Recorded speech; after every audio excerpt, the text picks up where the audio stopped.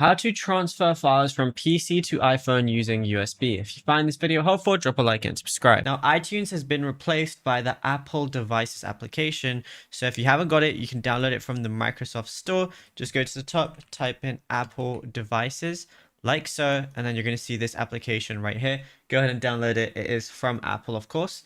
And what you want to go ahead and do is connect your iPhone to your PC via USB, and then go ahead and open up Apple Devices, and it's going to look something like this. And for documents, what you're going to do is click the files area or file sharing, and then what you can do is select an app like Pages, VLC, or Keynote, anything like that. And then for music or movies or videos, anything like that, click one of those tabs. So let's say I want to click movies, and right now it shows the Apple TV app is not installed. So I can, get movies like that, or I can go to photos. This is iPhone is using iCloud Photos. You can access everything, and to sync photos from this computer, turn off iCloud Photos. So just make sure you do that. Now you can also go onto movies on this device, and then what I can do is I can drag and drop anything. Let's say I want to drag and drop this.